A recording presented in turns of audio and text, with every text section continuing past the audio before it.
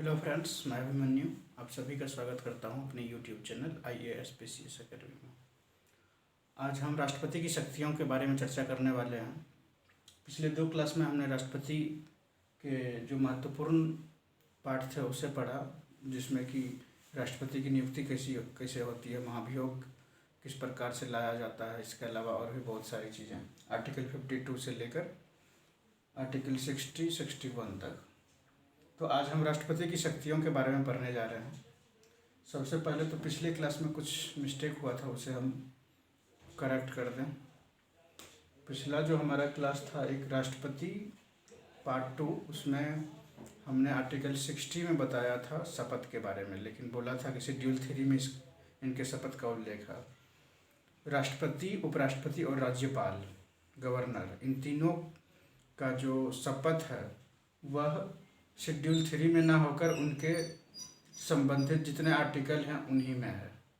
तो एक करेक्शन यह है, आर्टिकल 60 जो है इसमें राष्ट्रपति के आर्टिकल 60 में राष्ट्रपति के शपथ का उल्लेख है, ना कि शेड्यूल 3 में।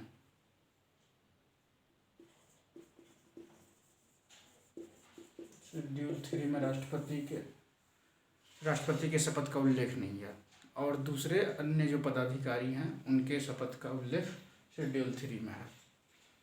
एक यह करेक्शन है। और जब हम फंडामेंटल ड्यूटीज़ पढ़ रहे थे उसमें लास्ट जो हमारा ड्यूटीज़ था 11वां, जो कि अमेंडमेंट 2002 में हुआ था अटल बिहारी वाजपेयी की सरकार में, जो कि 86th अमेंडमेंट था। हमने 84th बोल दिया, तो वहाँ पर भी आप करेक्ट कर लेना।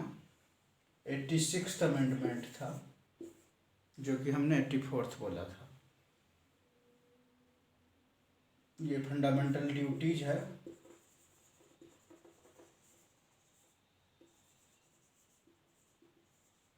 जिसमें कि 11वां जो हमारा है 11th ड्यूटीज, जो कि 2002 में जोड़ा गया था, उसमें 86th नंबर है संविधान संशोधन का।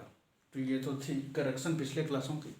आइए आज की क्लास हम यहाँ पर प्रारंभ करते हैं। राष्ट्रपति की शक्तियों के बारे में बात करने वाले हैं। राष्ट्रपति की शक्ति जो है, सबसे पहले हम कार्यकारी शक्ति देखेंगे। इसमें सबसे पहले तो राष्ट्रपति के बारे में आपको पता होगा कि राष्ट्रपति को एक तरह से पपेट बोला जाता है, कठपुतली, जो कि एक तरह से बोलना सही नहीं है, क्योंकि उनके पास भी और भी बहुत सारी ऐसी शक्तियां हैं जिससे कि यह बात निराधार साबित होती है और एक तरह से सुनने में भी खराब लगता है। तो इसलिए पपेट बोलना उचित नहीं है। तो आगे इसमें कुछ प्रावधानों को देखेंगे, जिससे पता चलता है कि राष्ट्रपति के बिहाफ पे जो प्रधानमंत्री होते हैं और मंत्रिमंडल जो होते हैं वह संघ सरकार का कार्य करते हैं। राष्ट्रपति के नाम पर कार्य मंत्री परिषद के द्वारा किया जाता है। तो सबसे पहला जो है कार्यकारी शक्तियां राष्ट्रपति जी के, संघ सरकार के सभी कार्य राष्ट्रपति के नाम पर होता है। कोई भी कार्य जो होगा, जो केंद्र सरकार है, जिसमें कि प्रधानमंत्री होते हैं और उसके अलावा मंत्री परिषद होती है, मंत्रिमंडल और मंत्री परिषद में डिफरेंस है। जब हम मंत्रिमंडल पढ़ेंगे उस समय इसके बारे में चर्चा करेंगे। तो संघ सरकार यानी कि केंद्र सरकार जो है, जो कि पार्लियामेंट दिल्ली में है, प्रधानमंत्री जिसके अध्यक्ष होते हैं, उनका जो कार्य होगा सभी कार्य राष्ट्रपति के नाम पर होता है, लेकिन करता कौन है? प्रधानमंत्री और अन्य मंत्री। तो यह तो एक चीज़ हो गया। फिर दूसरी, प्रधानमंत्री की नियुक्ति, उसके अलावा अन्य मंत्रियों की नियुक्ति कौन करते हैं? राष्ट्रपति करते हैं, और उन्हें शपथ भी राष्ट्रपति ही दिलाते हैं। और जो यहाँ शपथ की बात आती है, प्रधानमंत्री और मंत्री, अन्य मंत्रियों की नियुक्ति, जब शपथ दिलाया जाता है तो कोई भी जो मंत्री होता है वह प्रधानमंत्री या किसी विभाग का मंत्री के नाम पर शपथ नहीं लिया जाता है। सभी बराबर शपथ लेते हैं, सभी मंत्री पद की शपथ लेते हैं, ना कि किसी विभाग की। कोई वित्त मंत्री हो गया, कोई गृह मंत्री हो गया, ऐसा कुछ नहीं है। ऐसा बाद में एक तरह से कार्य का आवंटन किया जाता है कि किसे कौन सा मंत्रालय दिया जाए, वह प्रधानमंत्री डिसाइड करते हैं। तो यहाँ पर यह समझने वाली बात थी। तो शपथ हो गया। उसके बाद कार्य आवंटन का नियम बनाते हैं कौन? राष्ट्रपति।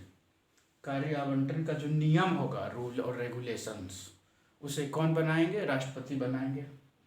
उसके अलावा प्रधानमंत्री से किसी भी समय शासन व्यवस्था से संबंधित या लॉ एंड ऑर्डर जो है उससे संबंधित, या विधि निर्माण जो कानून बनाया जाता है उससे संबंधित कोई भी जानकारी जो है प्रधानमंत्री से राष्ट्रपति किसी भी समय मांग सकते हैं, जो कि उन्हें देना होगा, प्रधानमंत्री को देना होगा राष्ट्रपति को।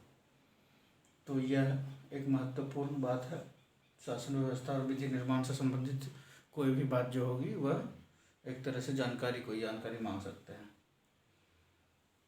प्रधानमंत्री जो है वह मंत्रिपरिषद की चर्चा कभी भी करवा सकते हैं, यानी कि मंत्रिपरिषद को बुला सकते हैं, उनकी चर्चा करवा सकते हैं। जब उन्हें लगे कि करवाना चाहिए तो करवा लेते हैं।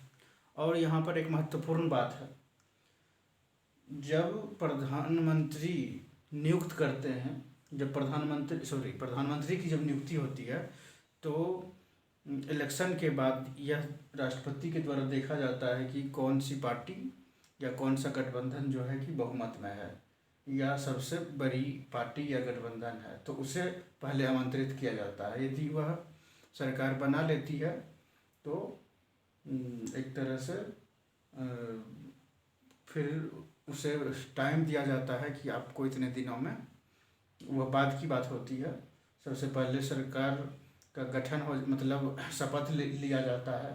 उसके बाद हाउस में जो पार्लियामेंट का है, लोकसभा में, उसमें एक तरह से बहुमत जुटाना होता है। तो 10 दिन या 15 दिन जो भी हो, उतने दिनों का अवसर दिया जाता है, जिससे कि वह एक तरह से फ्लोर टेस्ट जिसे बोला जाता है उसे कराया जाता है। तो उसके बाद पूर्णतः पता चल जाता है कि यह सरकार बहुमत में है।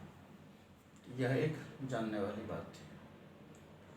फिर नियुक्तियों की यदि बात की जाए तो राष्ट्रपति जो हैं वह बहुत सारी नियुक्तियां करता है। सबसे पहले तो आपने देखा प्रधानमंत्री की नियुक्ति करता है, और उसके अलावा अन्य मंत्रियों की नियुक्ति करता है, जो कि प्रधानमंत्री के सलाह पर किया जाता है। प्रधानमंत्री सलाह देते हैं कि इन लोगों को मंत्री पद, मतलब मंत्री बनाया जाएगा, तो इसलिए उन्हें मंत्री के तौर पर नियुक्त किया जाता है। और फिर या तो राष्ट्रपति उसे शपथ दिलाते हैं, या राष्ट्रपति द्वारा मतलब किसी को अधिकार दिया जाता है कि, या एक तरह से अपॉइंट किया जाता है कि आप बाकी अन्य मंत्रियों को शपथ दिलाएं।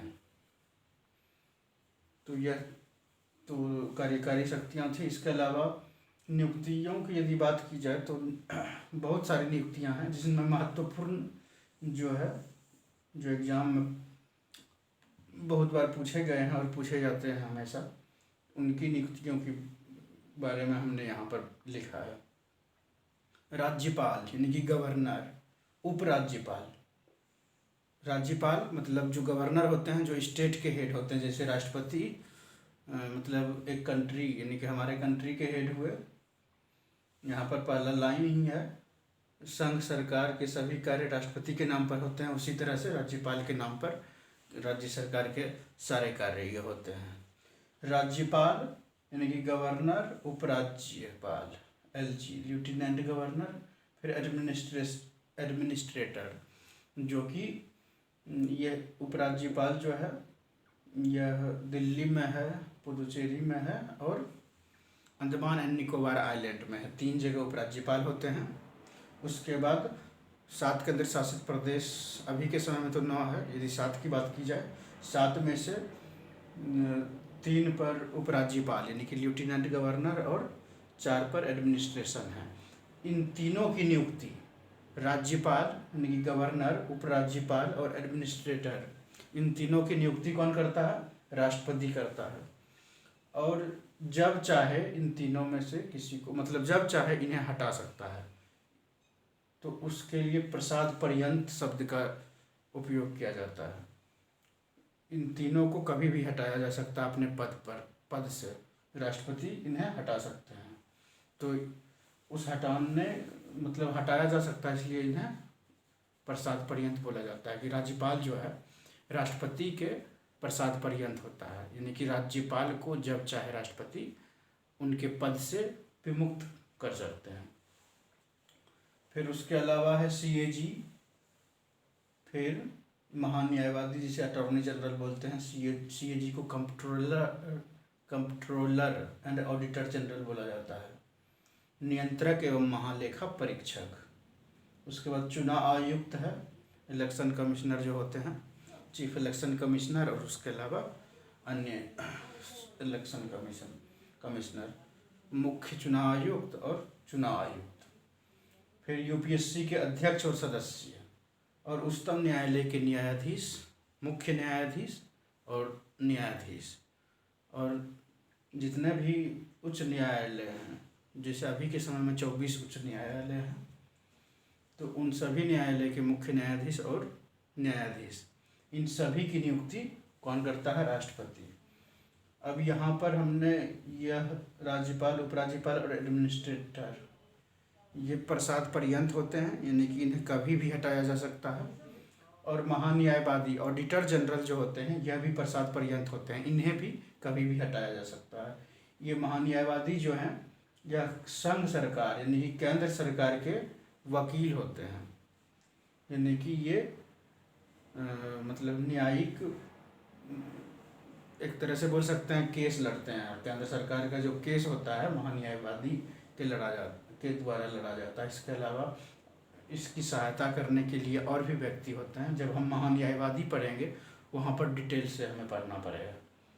फिर चुनाव आयुक्त की बात की जाए तो चुनाव आयुक्त राज्य में भी होता है, और ये इस चुनाव आयुक्त की बात करें, हमने जो लिखा है, जिन्हें कि राष्ट्रपति क्या करते हैं? नियुक्त करते हैं, वह केंद्र के चुनाव आयुक्त हैं, मतलब पूरे भारत के चुनाव आयुक्त हैं, जो कि प्रसाद पर्यंत नहीं रहते। इसमें दो सिर्फ प्रसाद पर्यंत हैं, एक राज्यपाल, उपराज्यपाल और एडमिनिस्ट्रेटर, उसके बाद महान्यायवादी। उसके अलावा ये CAG, चुनाव आयुक्त, UPSC के अध्यक्ष और सदस्य, उसके अलावा उच्च न्यायालय के उच्चतम मतलब सुप्रीम कोर्ट और हाई कोर्ट के जितने भी जज हैं, इन सभी को राष्ट्रपति नियुक्त करते हैं और शपथ दिलाते हैं। और ये प्रसाद पर्यंत कोई नहीं होते हैं, 1 2 3 4, इन चारों का मतलब टाइम पीरियड होता है, और जब वह टाइम पूरा हो जाएगा तभी, या उम्र पूरा हो जाएगा या टाइम पीरियड पूरा हो जाएगा, तभी अपने पद से ये मतलब विमुक्त हो जाते हैं खुद ब खुद, यानी कि रिटायर कर जाते हैं। और यदि इन्हें हटने का मन है तो इस्तीफा देके, वो तो कभी भी कोई भी हट सकता है।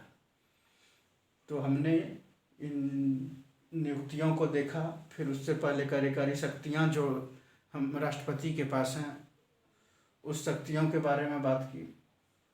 तो आज की क्लास यहीं पर समाप्त होती है। कैसा लगा ये क्लास कमेंट करके अवश्य बताएं। Thank you.